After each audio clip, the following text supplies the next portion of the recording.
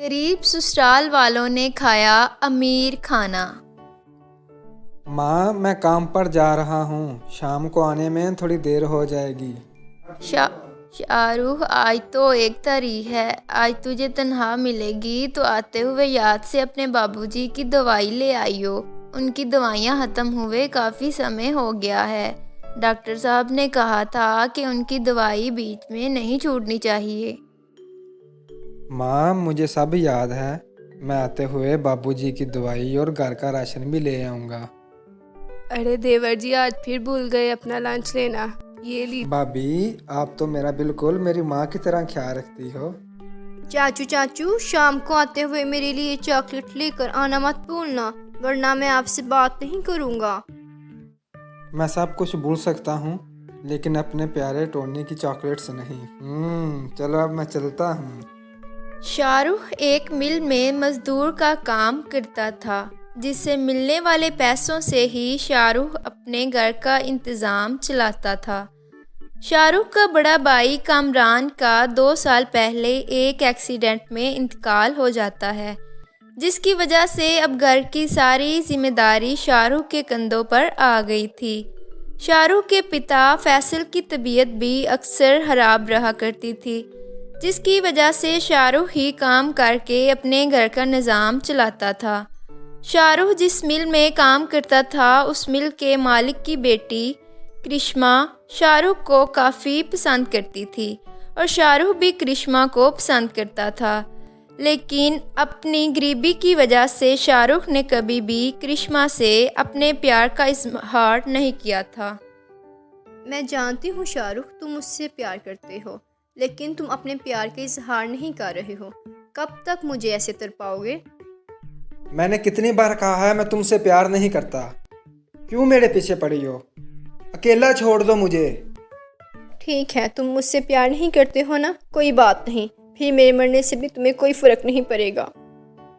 इतना कहकर करिश्मा रोड पर चली जाती है।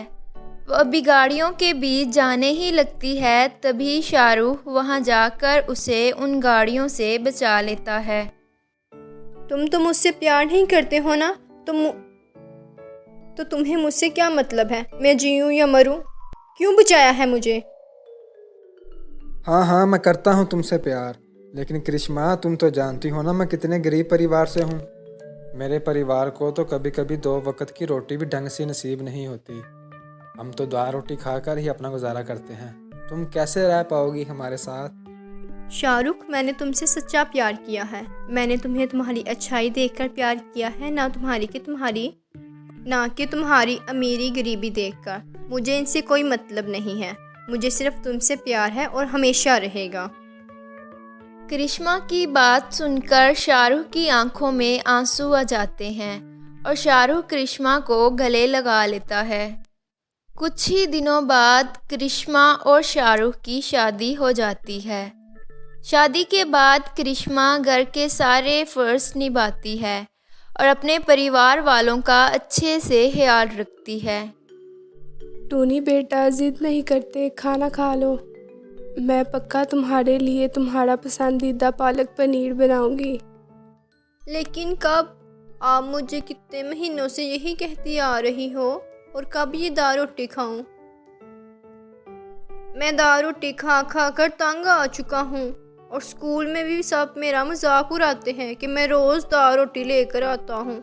मेरे दोस्त कभी मैगी लेकर आते हैं, और कभी सैंडविच, और कभी नए नए पकवान लेकर आते हैं, लेकिन मैं सिर्फ दाल रोटी ही लेकर जाता हूँ। मुझे नहीं पता, मुझे पालक पनीर चाहिए, और वो भी अभी के अभी, वरना मैं खाना नहीं खाऊंगा। नहीं खाना ना तुझे खाना? ठीक है, मत खा, चले जा यहाँ से। टोनी वहाँ से रोता हुआ चला जाता है, तो तभी वहाँ करिश्मा आ जाती है। भाभी, आपने टोनी को क्यों डांटा? वो रोता हुआ ऐसे बाहर क्यों चला गया? करिश्मा, तुम जानती हो ना मेरे घर में कितनी परेशानी रहती है। देवर जी की सैलरी भी इतनी कम है कि उससे घर का गुजारा नहीं हो पाता, और ये रोज़ रोज़ नए खाने की फरमाइश करने लगा है। कहाँ से लेकर आऊँ अमीरों वाला खाना, अब तुम ही बताओ। भाभी, तो इसमें टोनी की भी क्या गलती है? वो भी छोटा है। उसे उन चीज़ों की इतनी समझ कहाँ। करिश्मा के कहने पर किरण करिश्मा की बात समझ जाती है और किरण जाकर अपने बेटे को चुप कराने लगती है। करिश्मा अक्सर देखा करती थी कि उसके ससुराल में अक्सर पैसों की तंगी रहती है, जिसकी वजह से उसके ससुराल वालों को ढंग से 2 वक्त की रोटी भी कभी नसीब नहीं होती थी।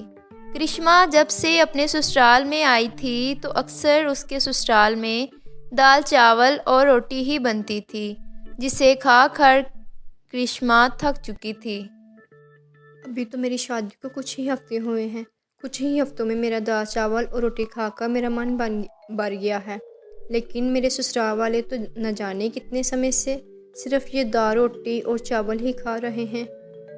इन लोगों का भी मन करता होगा ना कि नए नए और अच्छे अच्छे पकवान खाने का, लेकिन इस गरीबी की वजह से ये लोग अब कुछ भी नहीं खा पाते हैं। लेकिन अब मुझे ही कुछ करना होगा। इतना कहकर करिश्मा जल्दी से तैयार होती है और बाज़ार चली जाती है, जहां वो खाने पीने का बहुत सारा सामान खरीदती है और घर जाकर तरह तरह के पकवान पकाने लगती है। अरे ये खाने की खुशबू कहाँ से आ रही है? इतनी अच्छी खुशबू तो मैंने कितने समय का बाद सूंघी है। आप बिल्कुल ठीक कह रहे हैं, मुझे भी ये खुशबू बड़ी देर से आ रही है। लगता है आज पड़ोस में कुछ अच्छा बन रहा है। काश हम लोग भी अपने घर में इतना अच्छा और खुशबूदार खाना बनाकर खा सकते। ऐसा खाना खाए हुए कितने साल बीत गए हैं, लेकिन हमारे नसीब में इतना अच्छा खाना कहाँ है। फैसल इतना बोल ही रहा होता है, तभी उसे अपनी बहू करिश्मा की आवाज़ आती है, जो सबको बुला रही होती है। करिश्मा के बुलाने पर जब सभी लोग करिश्मा के पास आते हैं तो जाते ही वो सब लोग हैरान हो जाते हैं, क्योंकि करिश्मा ने खाने की थाली में कई तरह के पकवान पकाकर रखे हुए थे। बहू, ये खुशबू यहाँ से आ रही थी, लेकिन ये खाना यहाँ कैसे आया?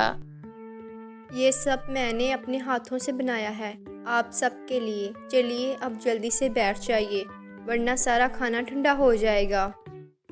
अरे वाह, इसमें तो पालक पनीर, छोले, आलू चावल, रायता, चटनी, पापड़ और 2 रसगुल्ले भी हैं।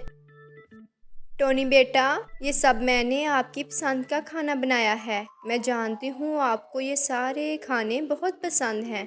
अब जल्दी से खा लो। लेकिन बहू, ये सब बनाने के लिए तेरे पास पैसे कहाँ से आए? घर में तो पैसे नहीं थे। बाबूजी, ये सब चीज़ों का सामान मैं अपने पैसों से लेकर आई हूँ। मुझसे ये नहीं देखा जा रहा था कि कोई कैसे टोनी और आप सब लोग रोज़ दाल चावल खाते हो। मुझे तो शादी करके आए हुए सिर्फ कुछ ही हफ्ते हुए हैं और मैं दाल चावल और रोटी खाकर थक चुकी हूँ, लेकिन आप लोग तो ना जाने कितने समय से ये सब खा रहे हो, इसीलिए मैंने आप सबके लिए ये खाना बनाया है। बहू, हमें माफ़ कर दे, हमारी वजह से तूने हमारे लिए ये सब कुछ किया। ऐसा मत बोलिए, आप तो मुझे अपनी बेटी मानते हैं ना, और एक बेटी अपने माँ बाप के लिए नहीं करेगी तो किसके लिए करेगी। करिश्मा की बात सुनकर सभी परिवार वालों की आंखों में आंसू आ जाते हैं और सब बहुत समय के बाद अच्छा और अमीरों वाला खाना खाते हैं। ये कुछ पैसे हैं, ले लीजिए। इन पैसों से कोई छोटा सा कारोबार शुरू कर लीजिए। आप कब तक मेहनत मजदूरी करते रहेंगे? लेकिन इतने पैसे तुम्हारे पास कहाँ से आए? ये पैसे मुझे मेरे डैड ने दिए हैं। इन पैसों की मदद से कोई भी काम शुरू कर लीजिए। जब हमें काम से फ़ायदा होगा तो हम डैड के सारे पैसे वापस कर देंगे। क्या ये सब सही रहेगा? तुम्हारे डैड से पैसे लेकर काम शुरू करना? वो मेरे ही नहीं, अब आपके भी डैड हैं और हम उनके पैसे वापस भी तो करेंगे ना, तो आप क्यों फिक्र कर रहे हो? करिश्मा के कहने पर शाहरुख करिश्मा की बात मान जाता है और पैसों को लेकर राशन की दुकान खोल लेता है। जिससे अब करिश्मा के परिवार का गुजारा अच्छे से होने लगता है। सारा परिवार खुशी खुशी रहने लग जाता है।